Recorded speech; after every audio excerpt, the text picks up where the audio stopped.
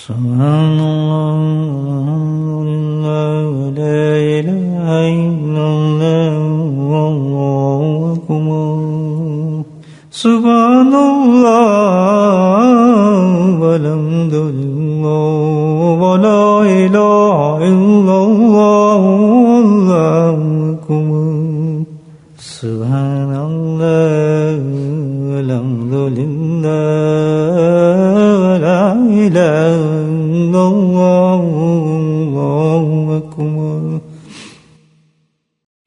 نحمده ونصلي على رسوله الكريم أما بعد قال الله تعالى في القرآن المجيد فأعوذ بالله من الشيطان الرجيم بسم الله الرحمن الرحيم إن الله وملائكته يصلون على النبي يا أيها الذين آمنوا صلوا عليه وسلموا تسليما اللهم صل على سيدنا مولانا محمد مالك الجود والكرم اللهم صل على سيدنا ومولانا محمد وآله الفضل اللهم صل على سيدنا ومولانا محمد وآله وصحبه وبارك وسلم أما بعد الحمدللہ رمضان کے بعد اللہ کے فضل و کرم سے تزکیہ کی اس مجلس کو نئے سال کے ساتھ آج پہلی مجلس ہے. اللہ تعالیٰ سے دعا فرمائیں کہ رمضان تک اللہ تعالیٰ میں ایمان کی سلامتی کے ساتھ اسی طرح پوری مجالس کو منعقد کرنے کی توفیق نصیب فرمائے. قرآن حکیم میں اللہ سبحانہ تعالیٰ نے حکم فرمایا ہے، ارشاد فرمایا ہے قد افلح من زکاہا وقد خاب من دساہا. انسان کی کامیابی جو ہے اللہ فرماتے ہیں کہ اس کے لیے تمہیں چاہیے کہ تم تزکیہ کرو، صفائی کرو اپنے باطن کی، اس پر تمہاری فلاح ہے. بہت بڑا اللہ کا یہ پیغام ہے ہر مومن کے لیے کہ فلاح آخرت کی اس وقت تک نہیں ہوگی جب تک انسان کا تزکیہ مکمل نہیں ہو جائے. اس دنیا میں تزکیہ کی اہمیت کو سمجھنے کے لیے یہ کافی ہے. اللہ سبحانہ تعالیٰ نے پورا ایک مہینہ جو ہمیں گزار کر آئے ہیں اس کا مقصد صرف یہی بتایا، اور وہ تزکیہ تھا لعلکم تتقون، تاکہ تم اپنا تزکیہ کر سکو اور تزکیہ کا طریقہ سیکھ سکو. 30 دن ہم نے الحمدللہ اس تزکیہ کا جو پریکٹس کی ہے پورے، اور اس کی اہمیت اتنی ہے کہ اللہ تعالیٰ نے عبادت کے ذریعے ہمیں یہ بتائی جو ہمیں خاص رمضان میں اللہ تعالیٰ نے دی روزہ، کہ اس کی ساری مقبولیت جو ہے ایک ہی چیز پر ہے، تزکیے پر.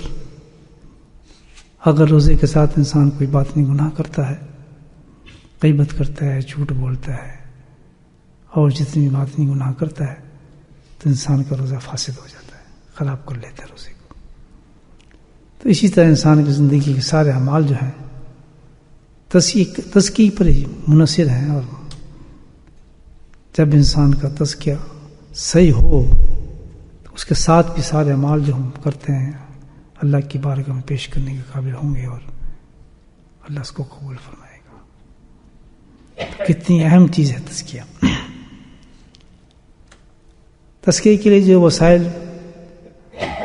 بتائے گئے ہیں قرآن حدیث میں اور جو بزرگان دین نے اختیار کیے، وہ 2 مین چیزیں ہیں جس سے انسان کا باطن صاف ہوتا ہے.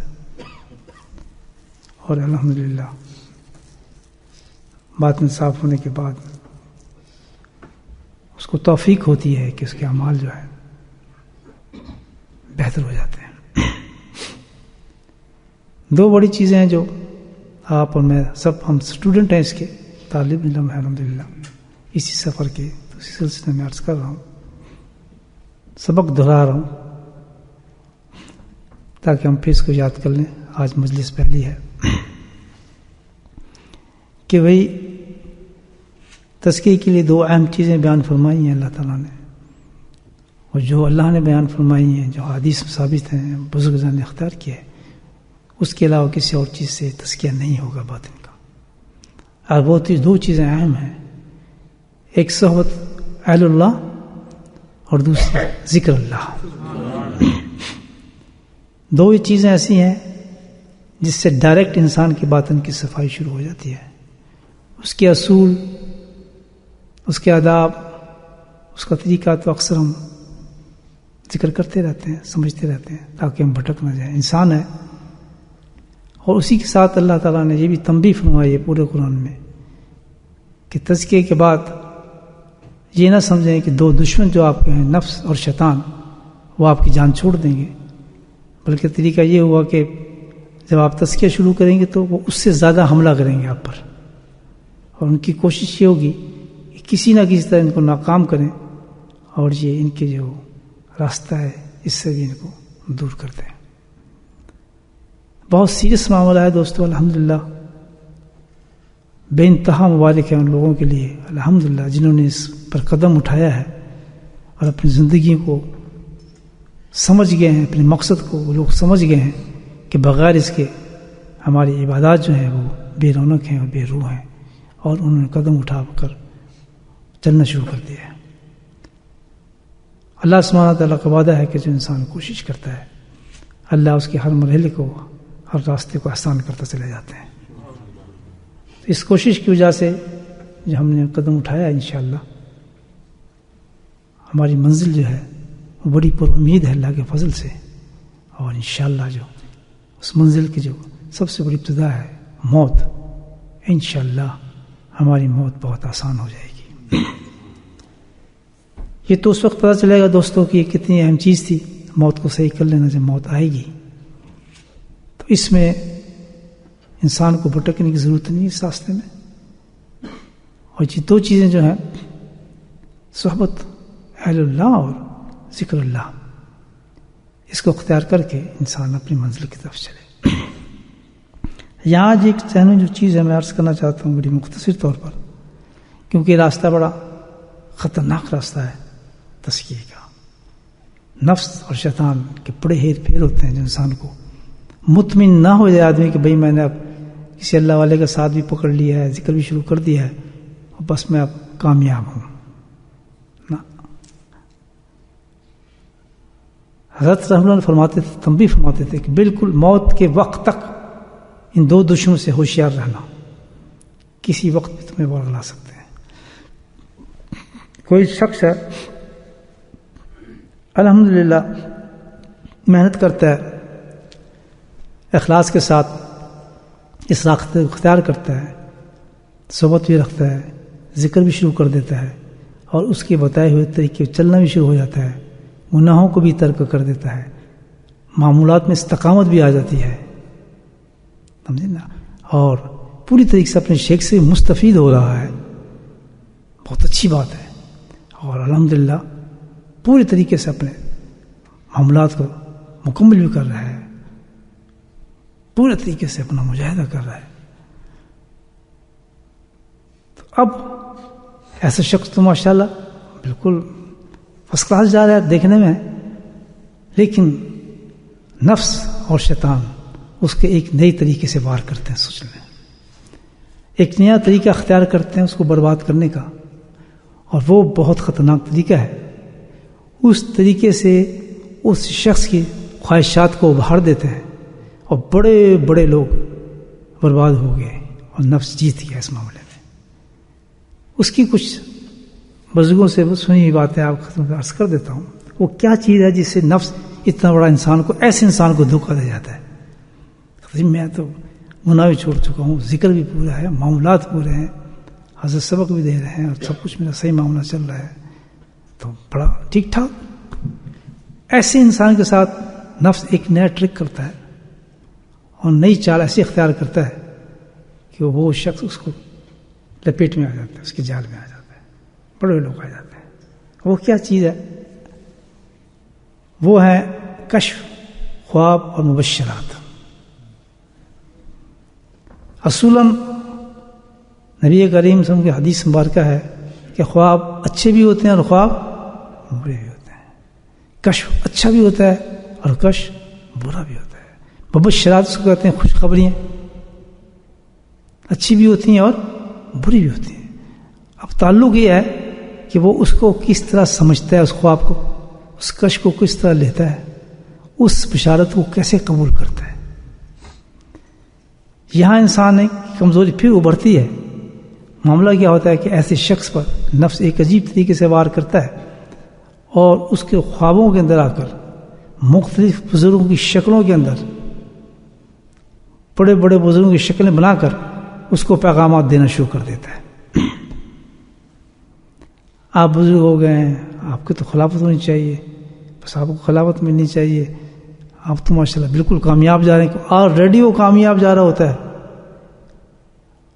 اور کئی بزرگوں کے شکلوں میں آ کر شیطان بھی ساتھ ہوتا ہے اور مکمل طور پر اس کے ایسا یقین دلاتا ہے، میں نے خواب دیکھا ہے، فلاں بزرگ ہے، تم یہ کہا ہے، تم یہ ہو، حتیٰ کہ وہ جو غلطی کر بیٹھتا ہے کہ نفس بڑھ جاتا ہے اس کا، اور وہ خواہشات اس کی پھر ابھر جاتی ہیں کہ بھائی جو اصل تھی وہ جس میں اخلاص نہیں آیا تھا، ابھی کمزور تو ہوتا ہے ہر آدمی، تو وہ کیا کرتا ہے غلطی، اس میں جو غلطی اس سے ہوتی ہے کہ وہ ان خواب، کشف اور مبشرات کے ساتھ چلنا شروع ہو جاتا ہے،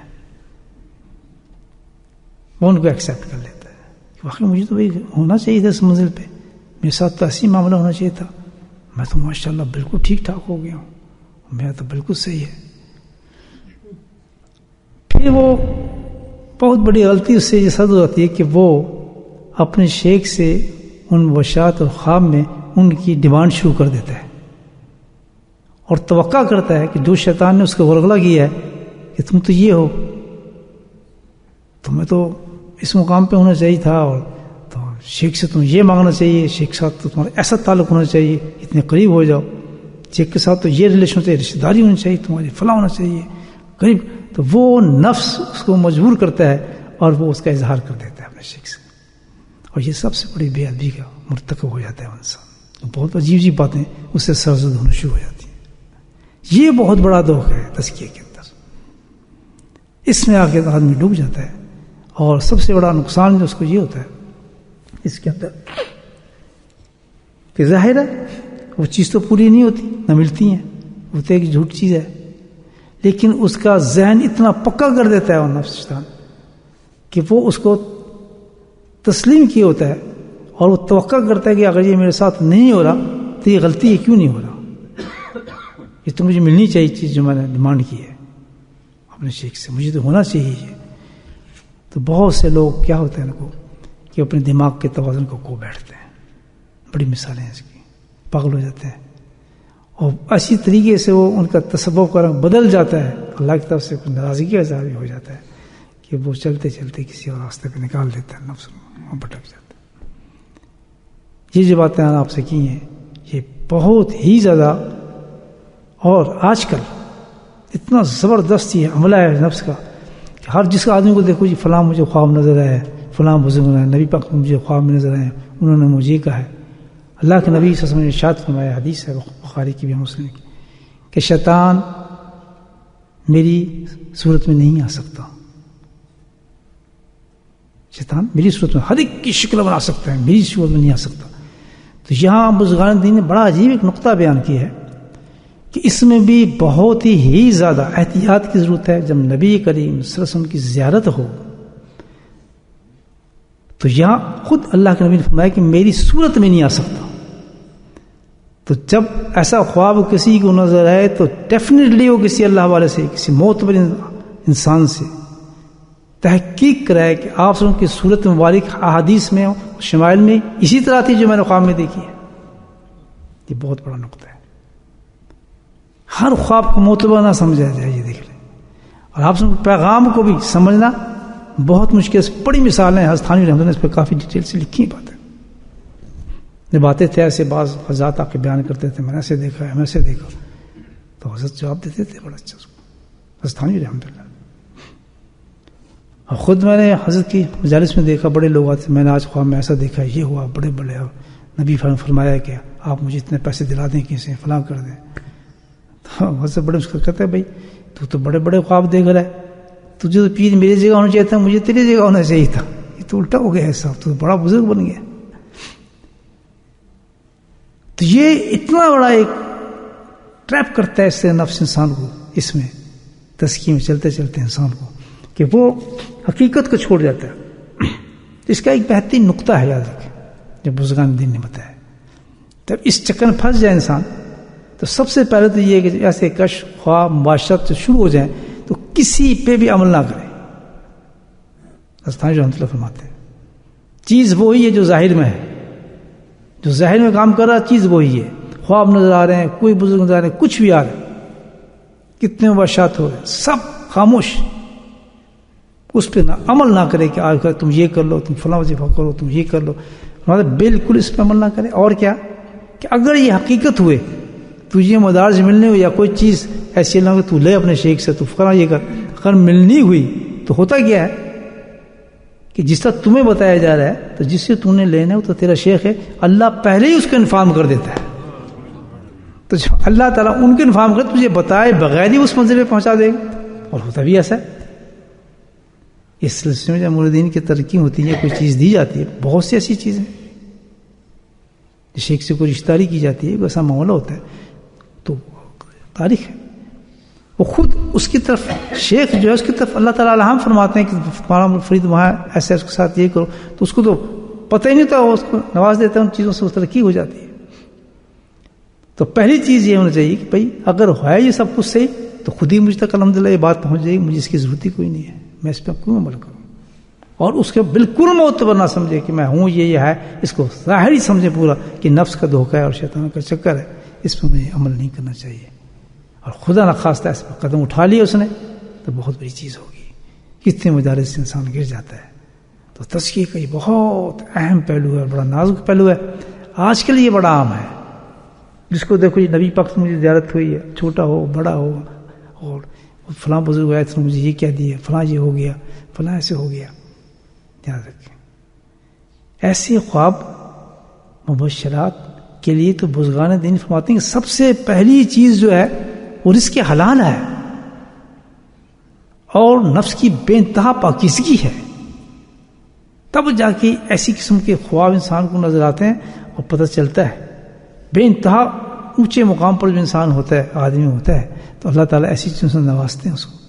تو یہاں تو آج کل حالات آپ جانتے ہیں کہ ہمیں تو اپنا پتہ ہی نہیں کہ بھائی کیا کھا رہے ہیں، کیا نہیں پہنتے، کس طرح حساب ہے، کیا نہیں ہے۔ اللہ سب کو معاف فرمائے، ایک کوشش کر رہے ہیں، اللہ تعالیٰ اس کو قبول فرمائے۔ تو کہاں خواب اور کہاں مبشرات ہو، کہاں یہ چیز ہے؟ بہتر چیز تو انسان نفس و شیطان سے بچ جائے تو بہت بڑی چیز ہے۔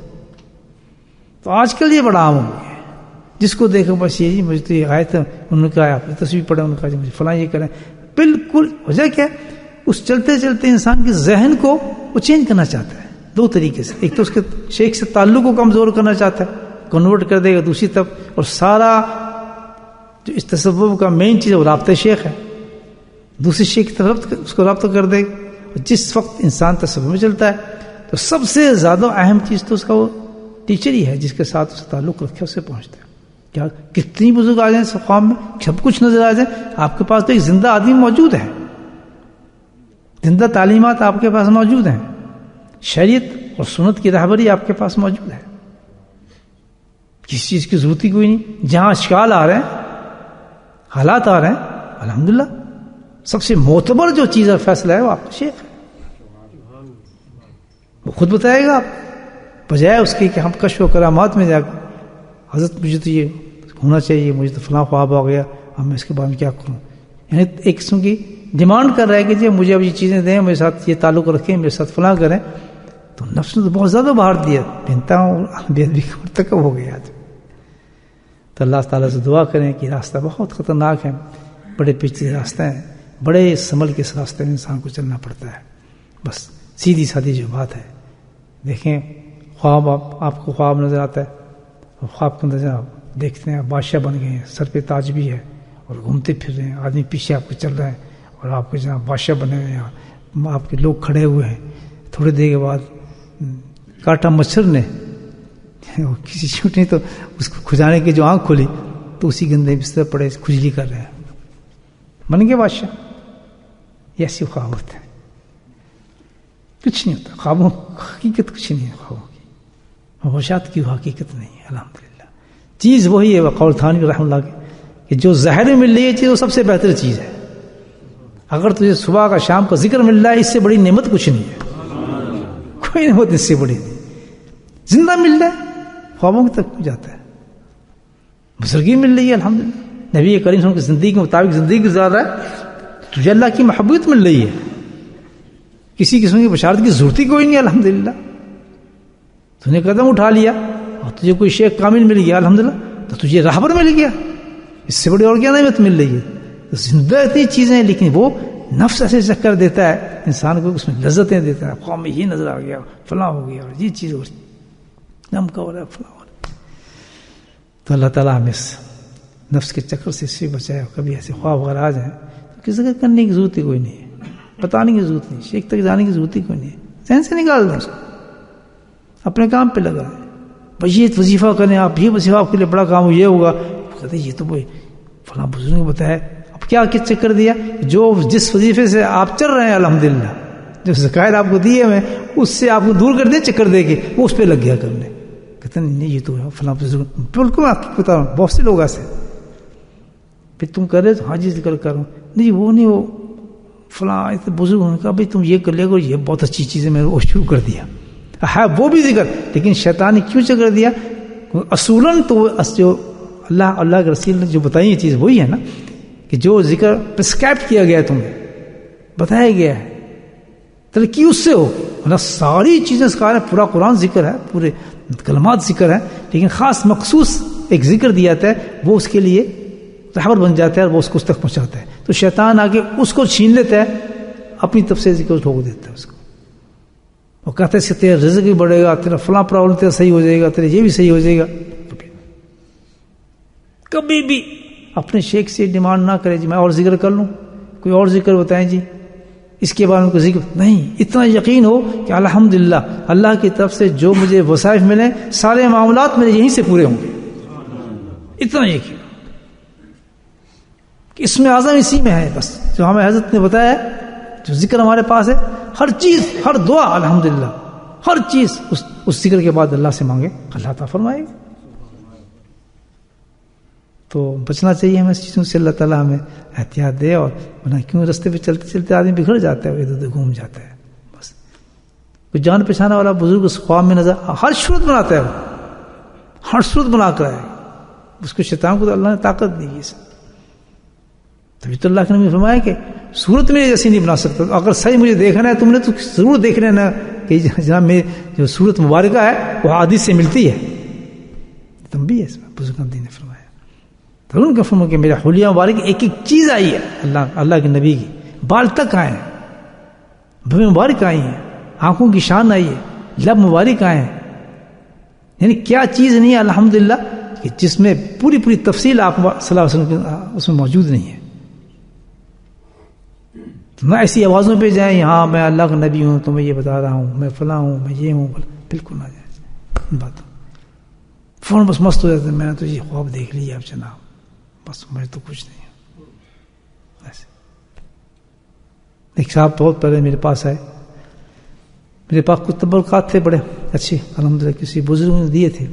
ان کو پتہ لگا کہ میرے پاس تبرکات ہے, تو انہوں نے کہا کس طرح سے لیے جائے. حالانکہ اچھا خاصے آدمی ذکر وغیرہ کرتے تھے, اپنے سلسلے میں تھے ان کا ایک سلسلہ.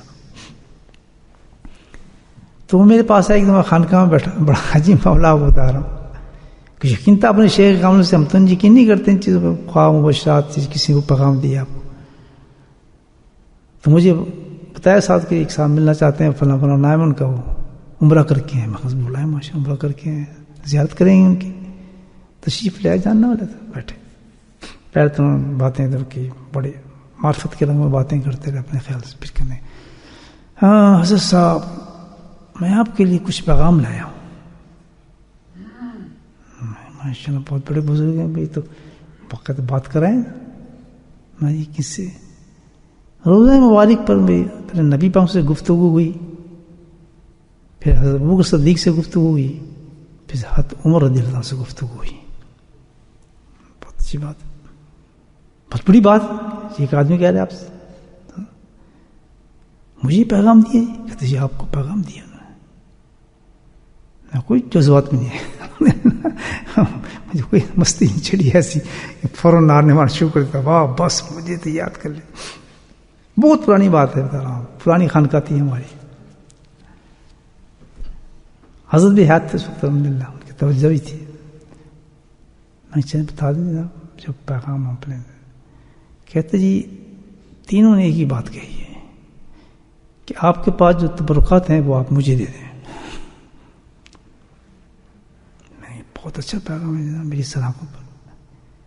میں کہا جی تو میرے پاس ہیں. جی ہاں آپ کے پاس جو ہے. میں کہا جی وہ آپ کو فرمایا انہوں نے؟ جی ہاں. میں کہا ٹھیک ہے انتظار کر لیں، جب مجھے فرما دیں گے تو میں آپ کو دے دوں گا. آپ کو کہہ سکتے ہیں تو جائیں گے تو میرے پاس انتظار کر لیتے ہیں، وہ مجھے فرما دیں انشاءاللہ. تو تمہیں فرما سکتے تو مجھے بھی کہہ سکتے بھی آدمی آئے گا اس کو دے دینا، انشاءاللہ پیک کر کے میں آپ کو سارے تبرکات دے دوں گا. اسی وقت پھونک نکلی ایک دم اس طرح بیٹھے گھٹنے پر، کہتے جی آپ جیت گئے میں ہار گیا. کیا رنگ ہوتے ہیں شیطان کے. اور ایک دم چلے گئے کمرے سے بات. تو یہ اب کتنی بڑی بات ہے آپ یہ دیکھیں. تو یقین انسان کتنا پکا ہونا چاہیے. یہ شریعت کے ترازو پہ ہر چیز کو تولے آدمی. نبی کریم صلی اللہ علیہ وسلم کا اس طرح کہنا آنا، یہ تو بڑے پرانے بزرگوں کی باتیں ہیں الحمدللہ، جن کو ایسی باتیں ہوتی ہیں. ان کے حالات ایسے تھے. آج کے زمانے میں یہ کہاں کچھ ایسی چیز. بہت مقام چاہیے اس کے لیے، ادب چاہیے. ہر چھوٹے چھوٹے بچے ہوتے ہیں، نبی خواہ میں دیکھ لیا میں نے، اس خواہ میں دیکھ لیا. اس میں خاموش رہے آدمی، کیا کہہ سکتا ہے. لیکن یہ فتنے کا زمانہ ہے، دجال قریب آنے والا ہے، وہ بہت بڑے بڑے فتنے ہیں. اور ہم الحمدللہ کوشش کر رہے ہیں اپنا بچانے کے لیے. بالکل حقیقت کی دنیا میں رہیں. سب سے بڑی رہبری آپ کا شیخ قرآن اور شریعت ہے. اور راستہ اللہ تک پہنچنے کا اللہ کا ذکر ہے اور نبی پاک کی سنت شریف ہے. بس دو چیزیں اختیار کر لے، دو چیزیں، ذکر اللہ اور سنت رسول اللہ صلی اللہ علیہ وسلم. کسی چیز کی ضرورت ہی نہیں ہے.